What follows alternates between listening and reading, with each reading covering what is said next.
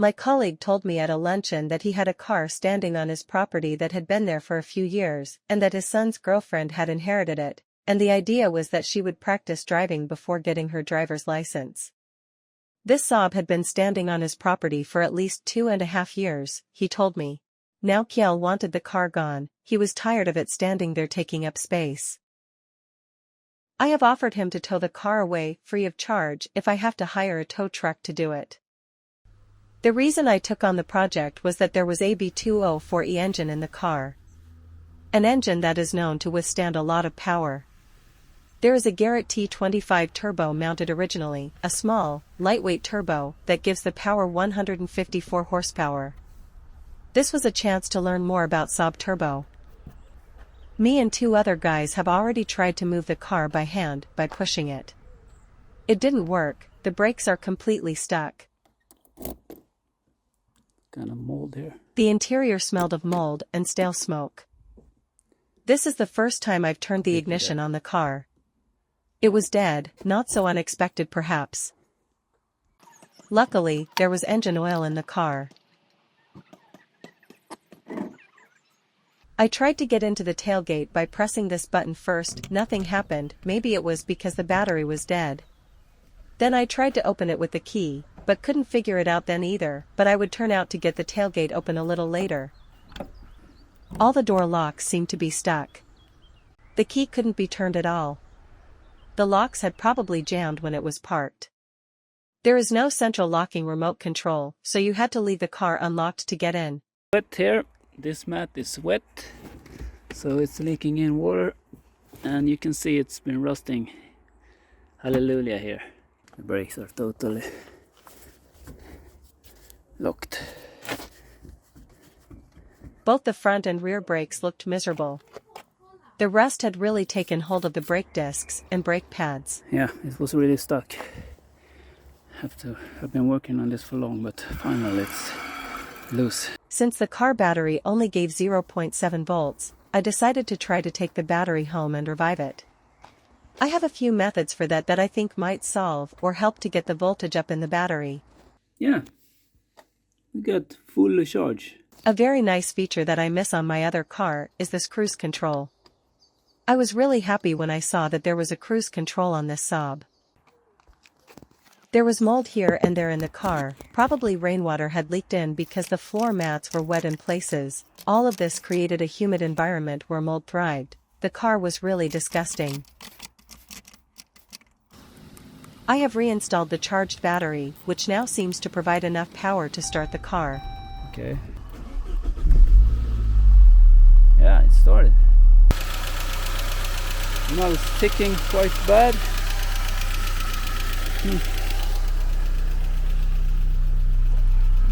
Yeah, it's ticking quite bad. Now it was time to try to get the front brakes loose, which were stuck, but thanks to the engine I had to help, it should be possible.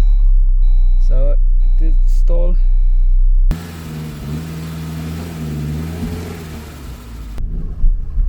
Yeah, it's moving, but the brakes are on.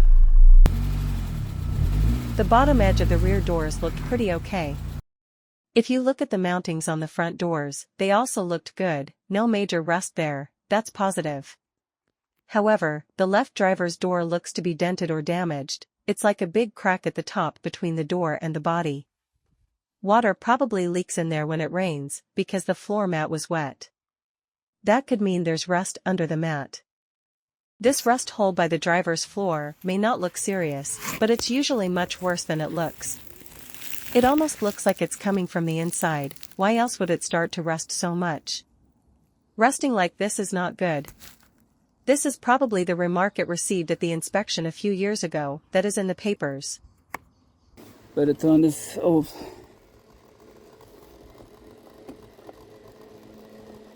This still sounds, even though it's off. What's up with that? There is something electrically wrong, something with the fan doesn't seem to turn off. It's this one. Maybe there are a few other things that don't turn off when you turn the key off. What's that? What is this? I've turned off the ignition. It's still pulling high. Not good, not good. Why? The latest generation Saab 900 and the Saab 9-3 tend to rust at the rear wheel arches. That's why I check the status of how bad the rust is at the rear. I look under the car and find rust, especially where there are plastic plugs. Probably moisture has gotten stuck between the plastic plugs and the body. Alternatively, moisture has come from inside the floor and the damp insulation that has been lying around has created rust from the inside. This is also a known problem on the first generations of Saab 9-3. You have to lift the insulation mat, that is, pull out the entire floor mat and insulation to see what it looks like from the inside. The seats probably need to be taken out of the car as well. After some troubleshooting, I get tired of looking for electrical problems, so I remove the grille and take a look behind it. Cobwebs and some other debris, but it doesn't look too bad. It seems that once I turn on the ignition, something is left drawing power and it's different from time to time. I'm just trying to find what's giving power to this fan or coffee maker as I call it, and I'm pulling fuse after fuse. Still sounding. So when I pulled this one, it died. Let's see what that is. Here I have filled up with Shell's V-Power, which is like 98 octane or E05 I think it is called, which has about 5% ethanol in it. So it is a slightly better quality of petrol.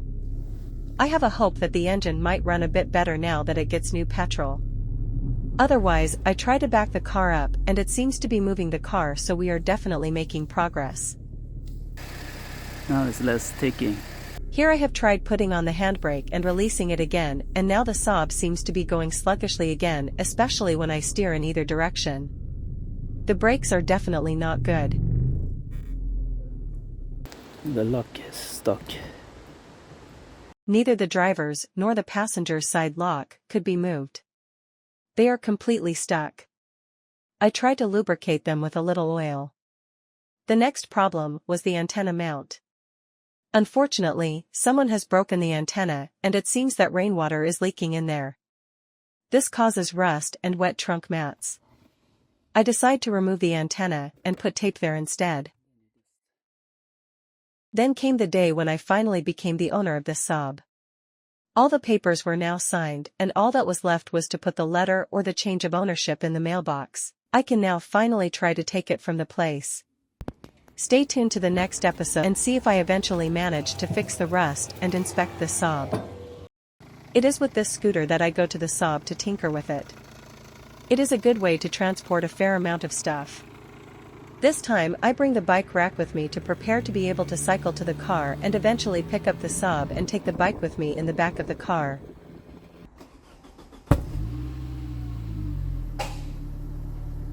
When I start it, it smokes blue right at the start. There are also some strange noises. There is a bang in the exhaust pipe and some other noise makes itself felt. Listen again at a slow pace.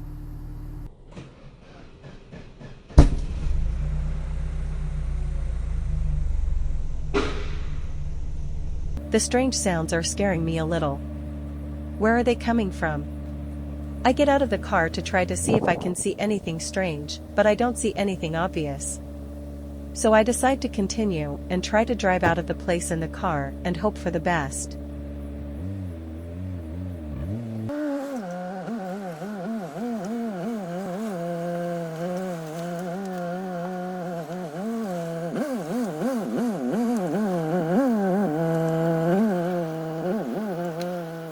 Checking status of PCV system, positive crankcase ventilation. I have done some research on common problems on the Saab 9-3.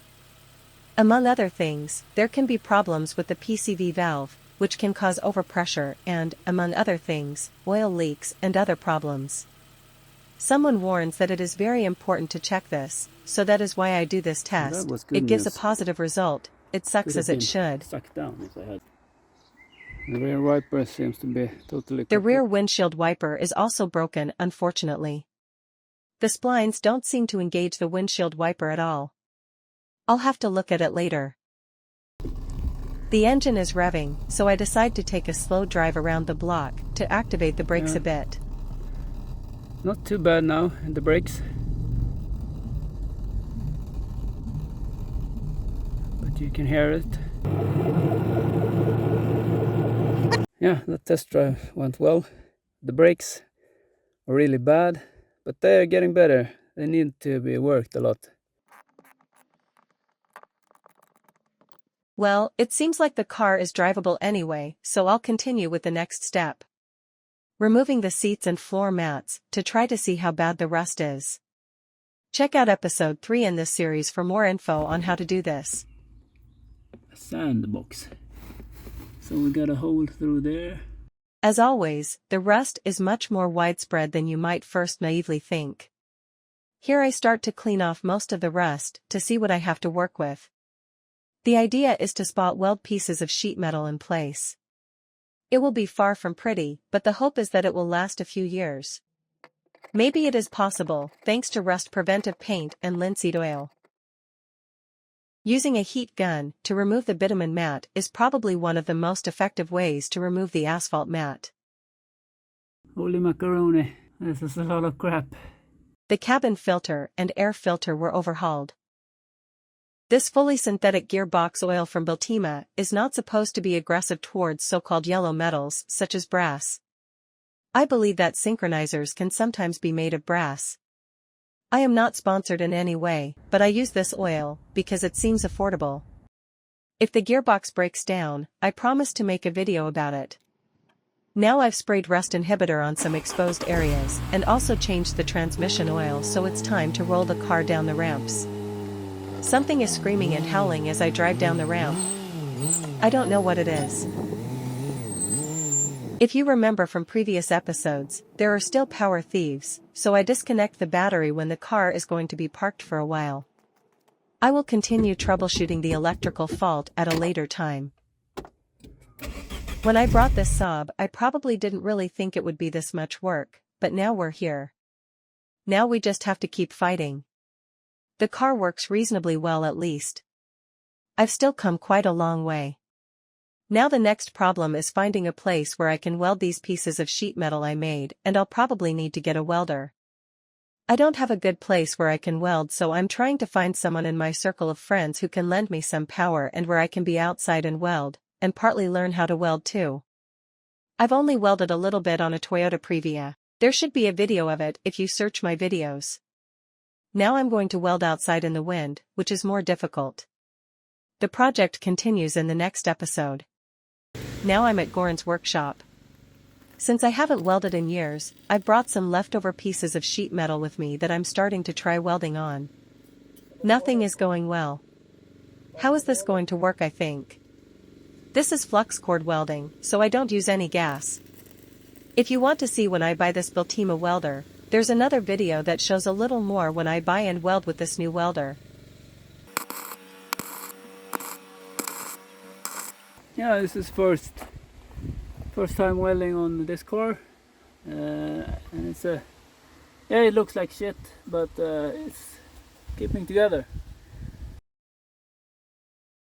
We got the Biltema here, and this is normally the earth, but on flux core we put it on plus. So we got plus here, and it should be like this. Sorry, and then the other one.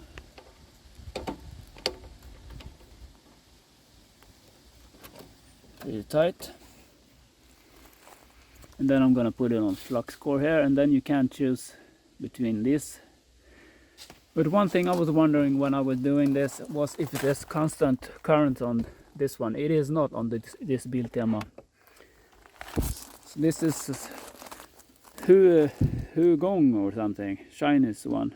They are the biggest manufacturers of welding machines in China. So I believe they're pretty good. I had some problem yesterday. I think it wasn't clean enough, so I cleaned it a bit extra today. So it was the linseed oil that is covering where I taped it, but hopefully it will work better today, and maybe I have to, but this is too big a gap. So, and we got this one too. This is a hard one. We have a can't get it clean under there. But yeah, you can't have it too big. This will be hard. It's too big of a gap, but I'm gonna hammer it a bit more. So this is what I'm running in right now, flux core, and as I said, plus goes to here.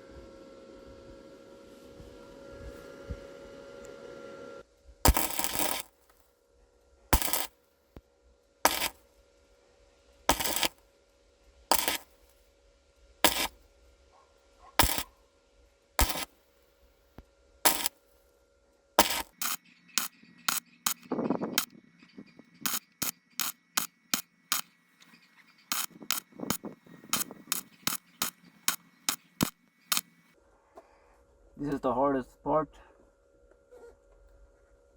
It's a big gap.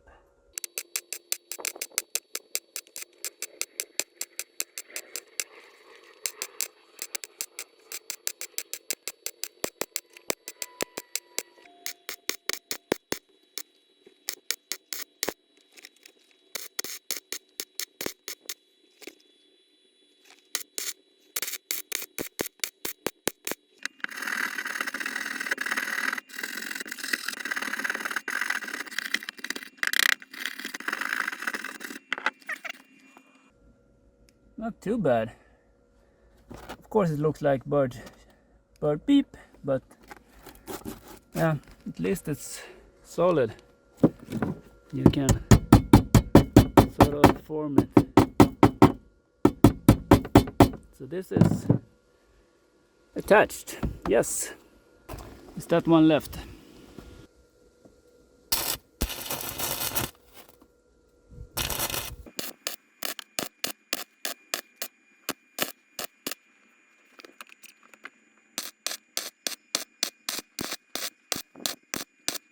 Gonna let that cool off a bit. So stuck here, gonna continue. This one is tight, so it should be pretty easy.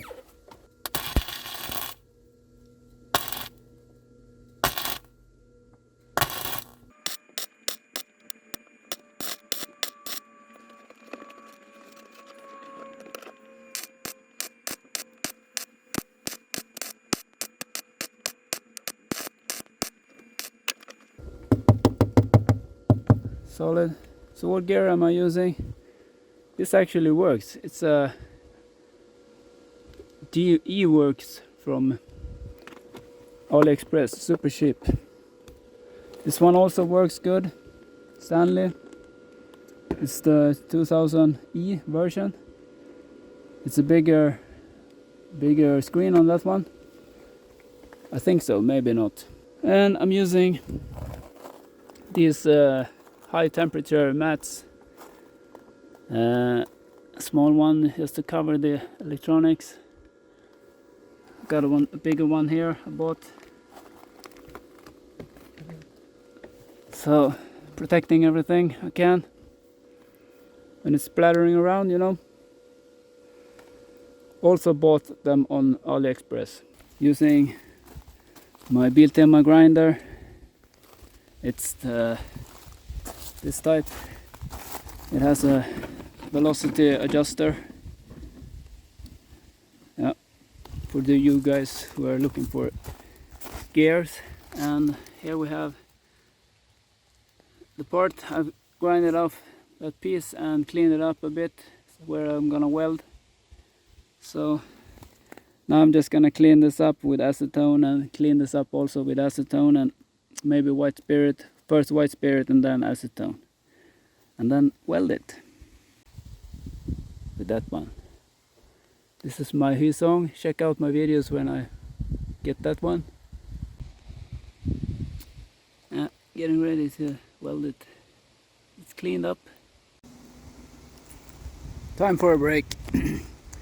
Looking at the surroundings. It's nice. Yeah, Tide Linda. It's in place. Put some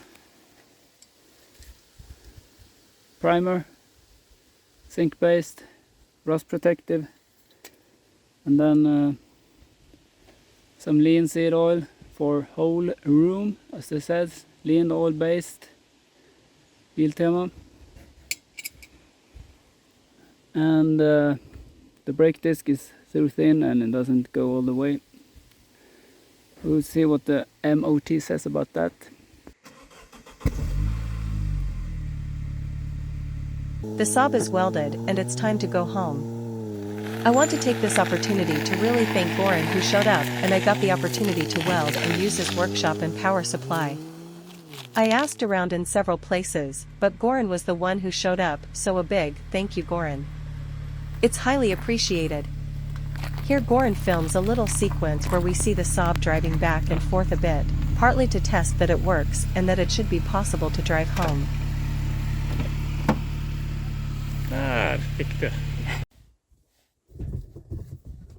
It is a great relief that the worst of the rust job is done. Now I will continue to try to get the Saab ready for an inspection. Unfortunately, the airbag light is on. This is because I have removed the front seats at the same time as I have had the ignition on while the seats have been gone. The airbag light must be turned off, otherwise there will be problems during the inspection. The question is how to solve it. And we're home again. Unloaded the bike. It's starting to get a bit black, I believe. Maybe not. Anyway, I'm gonna spray it with the linseed oil. The thin one. The thin product, as they say.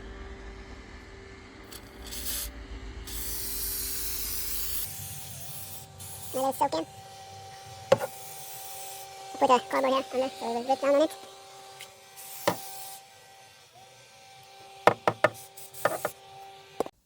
The side electric side mirrors doesn't work. This feels really flimsy, so they probably just pressed it. Yeah, I'm gonna try to remove it, see if I can do something about it. More problems is the ignition lock. It works most of the times, but if I sort of put it in reverse, it sort of jams and I have to fiddle a lot. I don't want to do it now, but I guess I'm gonna have to.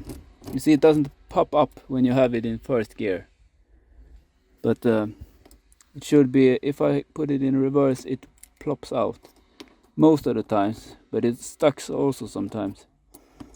So I put some PTFE lubricant in it. That didn't help, almost made it worse. Yeah, problems. I'm used to Japanese cars by now, and yeah, they don't have as much. They're better at these things, more long lasting. Attached here, just pull this apart and I'll bring it inside and see, measure a bit. You can even pull the key in the on position.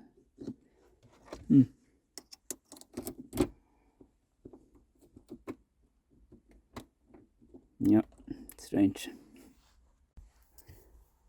I must say, this construction with the reverse here to get it key out is crap. I don't like it at all. It stucks when I put it in reverse. This pops out, but it's often sticks. Got latches, and I removed this. I don't know if you have to, but I did. Just pull them out, and then you have 4 latches. And then you can start pulling it up. Let's see how it goes using these small tools. Looks really bad actually. A lot of crap there. These were not attached. So I'm gonna try to clean it. This switch, which I believe is this one, is looking pretty decent. This is much cleaner. So I just try to remove all the green crap, and yeah, I've used a eraser and cleaned off. So these balls here are telling which side I'm gonna maneuver. That means sending power through the green, blue, and so on. And the red and black, I believe, is either plus or minus, depending on how you pull this lever. So it's a nice little mechanical gadget. This one holds the plus, and then in the middle here, this one is, I believe, is minus. It's the brown, I believe, is minus. You have to measure yourself, and that connects to a minus of the earth of the car. So anyway, I think this is clean enough. I cleaned the small brackets here. Gonna clean them maybe a little bit more. That goes inside here. So, and then I'll pop it back. Hopefully it will work. This is still intact. We'll see. Time to test it. Let's see if we get, I guess we need on.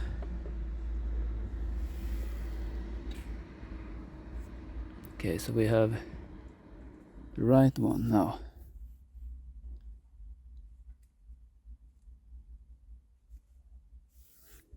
Nada.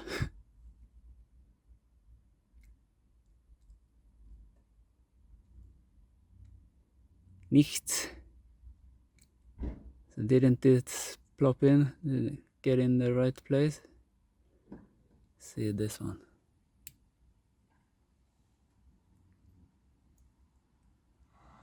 Yeah, now something is making noise when I press down. Okay, what about this one? Yeah, it's moving.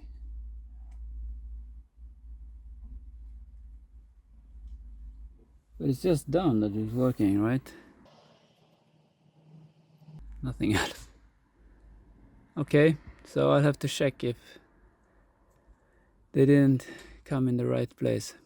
No success. I've tried 2 or 3 times now, so now last time I checked it was in place, so I don't know, it's worn out or something. I'm gonna give up. I'm just gonna put it back together and put it back, and then manually adjust the mirrors. I put too much time on this already.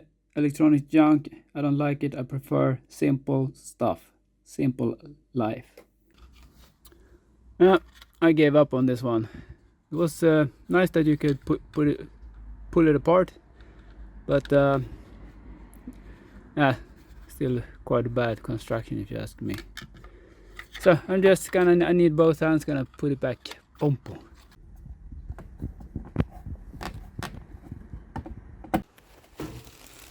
Gonna put some black sealer here and here and so on. So I'll show you when I have come a bit. Of course I'm gonna cover this with some plastic so it doesn't get grease on the... Yeah, it doesn't look good. It doesn't look good. Yeah, this ain't no beauty contest, so give me a bashing in the comments, but yeah, I think this will do.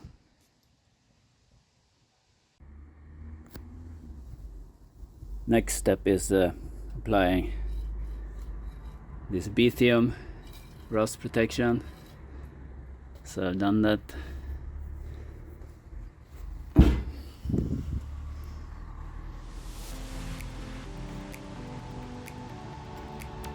Looks pretty good. It's windy today. Putting back the fender, and of course doing the same here on this side.